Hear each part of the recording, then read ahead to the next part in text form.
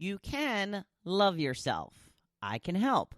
Starting with your power mantra, plus a favorite TV show. It's coming back.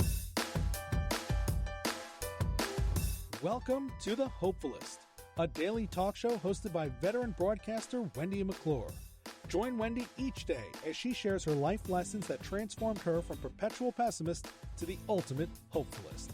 The perfect morning show to get you caught up on the day's top stories while sharing insights that will lead to positive transformation and bring out the hopefulist in you. For more inspiration, visit hopefulist.com. And now, here's your host and hopefulist, Wendy McClure. Hello and welcome to a Wednesday. It's May 6, 2020, day 234 of Gotta Get on Ellen, and day 24 of hashtag Hopefulist Challenge. I hope you are taking the challenge. I hope you are following along with me. 30 days to feeling better. Some very exciting news that I found out yesterday. I heard some rumblings about a week ago, but I didn't find any confirmation until yesterday. Guess what's coming back? Just guess. No, that's not it. No, that's not it. Yes, that's it. It's Gilmore Girls. They're going to have another season of Gilmore Girls. Now, if you recall, they had A Year in the Life, which was almost like a mini series that they did on Netflix, where it was 4 90-minute episodes, and they were broken up into seasons: winter, spring, fall, summer. So I don't know my seasons. Now they are coming back with a continuation of that, which, if you are a Gilmore Girl crazy fan like I am, you know that the final words on the last show was Rory telling her mother that she was pregnant. We're not sure whose baby it is. Is it Logan's baby? Is it the absentee boyfriend's baby that she broke up with? Was it the crazy one-night stand that she had? I don't know. I guess we will find out. We will find out. They're not saying when it's going to come back because apparently the details have been worked out. But, of course, everything's still closed down. Can't record a show when everyone's in quarantine. But this is some exciting news. It's been a while since this came out. I know that we were living in our other house when this show came out, because I remember watching it in my other house. And that was 3.5 years ago at least, because that's how long we've lived in this house. So it's been a while. We've been patient, and we are now being rewarded. Speaking of good TV shows, we are on the 3rd season now of Ozark. It's starting to get so intense. Now I understand why people are so excited about season 3. We watched, I think, episode 4 or 5 last night. And I literally was like clenching, like sitting on the couch like, oh, what's going to happen? So everybody's just ranting and raving about this 3rd season. And I keep asking, well, it's been renewed for a 4th. And they're all like, it has to be. It just has to be. So, which leads me to believe there's a huge cliffhanger at the end of season 3, which I hate. You know, the best shows do it, and I get it. It's what keeps you hanging on. But man, oh man, when you got to hang on for like 9 months or a year, that's a long time. It's a long time. Right after Ozark, we are going to be picking up Defending Jacob. I know a couple people are watching this. This one is on Apple, Defending Jacob. I read the book years ago. One of my all-time favorite books. Love, love, love the book.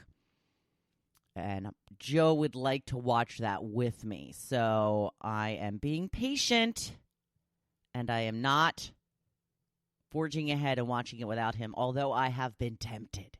I have been tempted. What I can do to occupy some of my time It's either Thursday or Friday. I thought she said May 7th, which would be tomorrow, but she said Friday. So today or tomorrow or Friday, Dead to Me is back. I believe that is a Netflix show, right? I believe it's Netflix because I'm pretty sure that they're streaming all at once. That was so good. If you didn't see the first season, whoa, is that good? So Christina Applegate, and I don't know the other girl's name, but she was in the show Bloodline. Very good show. So if you want to check that out, that's something that's coming back, season 2. Lots of shows, Thank goodness, right? Because we're all bored. We are all bored to tears. Going to move right along to my topic. I posted a cute little figure out your name type thing. This one was Girl Power Mantra.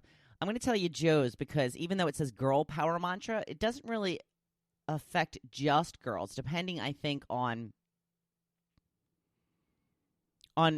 what your words turn out to be. But Joe's was never stop being strong. Not Girl Power Mantra. That's just Power Mantra. What you do is you take your birthday month plus the day, and it helps you come up with your Girl Power Mantra. Mine was, you're totally a girl boss. Okay, I'll take it. Michelle's was, go for it because you're incredible. Marianne says, never stop being a queen. And then she wrote, oh boy. Connie says, I am inspiring. Megan's is, you are flawless. Say note to self, you are flawless. Yeah, note to self, you are flawless. Carolyn says, keep being darling.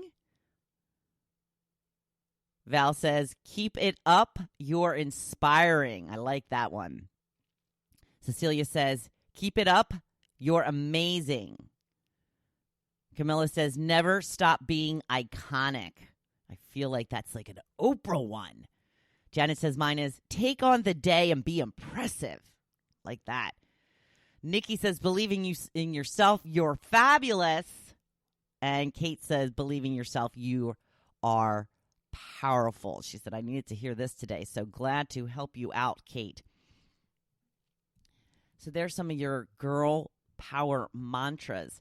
If you didn't get a chance to see it, check it out. It's on the Hopefulist page from yesterday, and it's just, real easy and quick. You can figure out what your girl power mantra is. Good luck to you. Most of them seem to be good ones. I'm sure that you will be happy with whatever it says. They are all very empowering, which is why it's called a mantra, a power mantra. Today's blog post is about loving yourself. Yes, you can. Yes, you can. I did a blog post on loving myself probably right around the same time last year. I remember at the time saying I still wasn't there. Now I believe I am. I do love myself. It was a process. It took a while from going to literally hating myself. There was a time I just hated myself, who I was, how I acted, to moving to giving myself some grace, embracing all the parts of me, and finally accepting who I am. I am always striving to be a better person. That is what life is all about for me, learning and growing, becoming a better version of myself day by day. And that is what I'm doing. It's not always easy. I don't always feel like I'm succeeding, but I do know that I'm always trying. And when a setback hits, when it feels like I'm taking 2 steps back, I know I can find my way again. Don't get me wrong. There are still a lot of things I'm unhappy about, like in the picture I posted. Those forehead lines and that lovely H between my eyebrows. Oh, yeah. I haven't done Botox yet. I don't know if I want to commit to that. I did just start a new skincare routine that's supposed to help eliminate some of my dark spots. Hopefully that works. Now let's take a look at those curls. Oh, how I loathed them. Loathed. Why can't I say the word loathed? I loathed them for so long. It's just not coming out right for some reason. And another example of how we always want what we don't have. I wanted Jennifer Aniston poker straight hair. Do you remember the episode of Friends when the fire took place in Phoebe's apartment and the firemen were like, looks like it was started by a curl iron? And they all look at Jennifer Aniston, and she goes, my hair's not, I don't use a curl iron. Straight, my hair's straight. That's how I wanted my hair. Straight. Now, I would get it blown out when going to the hairstylist. I would try it myself, but I only seemed to anger it. It made it frizz. Started to embrace my curls, mostly because it was just easier. Then people started to notice it. People started loving up on it. I would meet someone new and they would rant and rave about how great my hair was. What? But I hate it. Maybe I should give it a little love and see what it can really do. To me, the problem with curly hair is it really doesn't have a style. You either have short curly hair or you have long curly hair. But I have learned how it needs to be cut in order to look best on me, where it doesn't puff out so much, because that's been a big problem for me. I also have the blessing of the most amazing hairstylist on earth. She knows her stuff, and she knows when I spend $1 billion on highlights, how to do them just right for optimal viewing. I've had them done by countless others and can never seem to see them myself in the mirror. She's told me that you have to do a little different application for curls so they are easily visible. And I will always go back to her for highlights. She's a little bit younger than me, which is good. When you get to be a certain age, it's like you want to start looking for doctors and people that you want to have a long relationship with that are a little bit younger than you so that they don't retire before you're done with them, right? Am I right? Am I the only one that does that? So that's some good news on the hairdresser front. She, of course, is in Pennsylvania. I only go to her a few times a year, but I always make some time to go back for some lovely highlights. I won't even get into all the things I dislike about my body. My thunder thighs, my cellulite, the way my boobs don't look at all the way they used to. I noticed when I put on my bathing suit the other day that I have old lady cleavage now. Womp womp. What to do? Aside from a really supportive bathing suit, is there such a thing that's still fashionable? Or surgery? They are where they are, and they probably will get lower. But I'm working hard on my body right now. Exercise doesn't really affect the chest area, though. Not the actual boobage. I try to focus on what my body can do, though, rather than what it looks like. I'm big into strength training because it makes you strong. As we age, we need strength more than anything. It's what will protect us from injury. This is one of the ways I stay motivated to keep up my workouts. I'm 50, and I already wake up with a back and neck ache every day. Is this normal? Am I too young for this to be happening already? I know that working out will keep these types of things to more of a minimum, and honestly, I'm so grateful and in wonder of all my body can do. It still does every single thing I tell it to after being around for half a century. I would like that streak to continue. It doesn't do it always as quickly as it used to. Sometimes I got to make a little noise when I'm getting up, but it still does what I tell it to do. Since we've talked about our faults and how far we've come earlier this week, hopefully you are feeling good about your accomplishments and your personality traits. Like I've said before, improve as you go, but don't be so hard on yourself if you fall back into some old habits here and there. This time of quarantine is especially crucial. I hope you got a chance to read the article I posted on the group page yesterday about why we are so unsettled. It is to be expected. So you ate a bag of Doritos or had a pint or more of ice cream. You spent the last 2 weeks in front of the TV. It's okay. Do you feel any better, though? No? Then it's not working. Try something different. If it did make you feel better, then great. Now it's time to be productive. You can lounge in front of the TV again in a few days. Knowing yourself